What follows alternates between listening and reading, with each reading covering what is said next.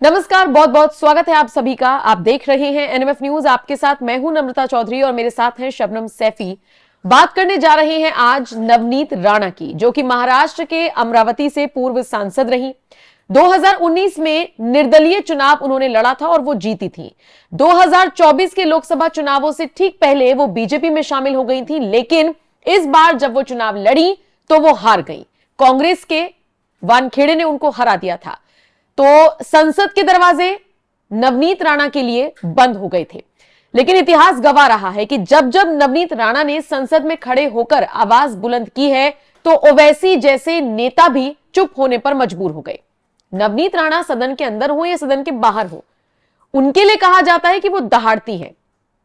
आपको याद होगा, उद्धव ठाकरे से पंगा लेते लेते मातोश्री के बाहर बैठ गई थी और हनुमान चालीसा का पाठ करने लगी थी। हिंदुत्व की छवि को आगे बढ़ाती हुई नजर आती हैं, उस विचारधारा को आगे बढ़ाती हैं। लेकिन अब जब वो संसद से बाहर हैं तो उनके लिए रास्ते खोजे जा रही हैं कि उन्हें वापस संसद का रास्ता कैसे दिखाया जाए। शबनम। बिल्कुल नम्रता, मोदी सरकार नवनीत राणा को लेकर एक बड़ा कदम उठाने की तैयारी में है। कहा, ये खबरें सूत्रों के हवाले से आ रही है कि नवनीत राणा को जल्द ही राज्यसभा भेजा जा सकता है। वो कैसे? अब नवनीत राणा तो हार गई, ऐसे तो वो जा नहीं पाएंगी राज्यसभा। तो उसके लिए अनिल बोंडे पर अब फडणवीस सरकार दाव खेलने वाली है। अनिल बोंडे अभी राज्यसभा के मेंबर हैं और 2022 में वो राज्यसभा सांसद बने थे। अब अनिल बोंडे को राज्यसभा से अब फडणवीस चाहते हैं कि उन्हें अपनी कैबिनेट में शामिल किया जाए, यानी कि उन्हें महाराष्ट्र में मंत्री बनाया जाए। अगर अनिल बोंडे मंत्री बनाए जाते हैं तो उनकी सीट खाली हो जाएगी और उनकी सीट 2028 तक रिजर्व है। तो ऐसे में अनिल बोंडे की जगह जो है नवनीत राणा को राज्यसभा भेजा जा सकता है और नवनीत राणा 2028 तक राज्यसभा का कार्यभार संभाल सकती हैं। नम्रता, यानी कि लोकसभा के दरवाजे भले ही बंद हुए, लेकिन अपर हाउस में यानी कि राज्यसभा के लिए उनके दरवाजे खोलने की ये कह लीजिए कवायद शुरू हो गई है। और देखिए, जब वो बीजेपी में नहीं भी थी तब भी देश के प्रधानमंत्री के लिए उनको तारीफ करते हुए देखा गया।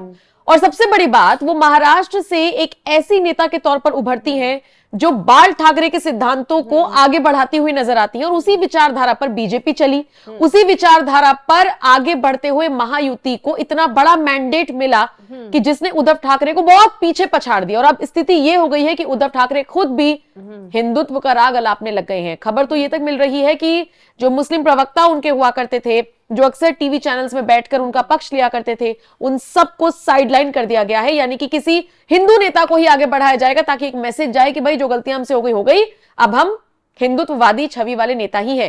तो नवनीत राणा, नम्रता, जिन्होंने हिंदुत्व के मुद्दे पर उद्धव ठाकरे की पोल खोलकर रख दी थी और उन्हें पानी पिला दिया था। नवनीत राणा ने जब वो लाउड स्पीकर का विरोध किया था मस्जिदों पर, तो उसके विरोध में उन्होंने हनुमान चालीसा उनके घर के बाहर बैठकर पड़ी थी, जिसके विरोध में उन्हें जेल तक जाना पड़ गया था। उद्धव ठाकरे ने इतना विरोध किया था कि उन्हें जेल में डलवा दिया, उनके पति के साथ अत्याचार करवाया, काफी उनको परेशान किया गया। लेकिन नवनीत राणा डटी रही और डटकर उन्होंने उद्धव ठाकरे का सामना किया। और आज देखिए स्थिति क्या है, उन्हीं हिंदुओं ने ही उद्धव ठाकरे को कहीं का नहीं छोड़ा। और अब मोदी सरकार नवनीत राणा को एक बड़ा गिफ्ट देने की तैयारी कर रही है। नवनीत राणा को राज्यसभा भेजने की तैयारी हो रही है। अब अनिल बोंडे को अगर महाराष्ट्र कैबिनेट में लाया जाता है तो वहां उपचुनाव होंगे और बीजेपी के पास इतना बहुमत है कि वो उपचुनाव में नवनीत राणा आसानी से जीत जाएंगी और वो कैबिनेट में सांसद बन जाएंगी। तो नवनीत राणा को मोदी सरकार जो है वो राज्यसभा भेजने की पूरी तैयारी कर चुकी है। अब अनिल बोंडे को पहले राज्यसभा से इस्तीफा देना होगा और उसके बाद उन्हें विधान परिषद का सदस्य बनाया जाएगा और शिंदे की कैबिनेट में, फडणवीस की कैबिनेट में वो शामिल हो पाएंगे। उसके साथ ही साथ अब महायुति के पास नम्रता इतना तो अब जनाधार हो गया, इतने विधायक हो गए हैं और इतने सांसद भी हैं कि आसानी से नवनीत राणा जो है वो उपचुनाव जीत जाएंगी और वो राज्यसभा पहुंच पाएंगी।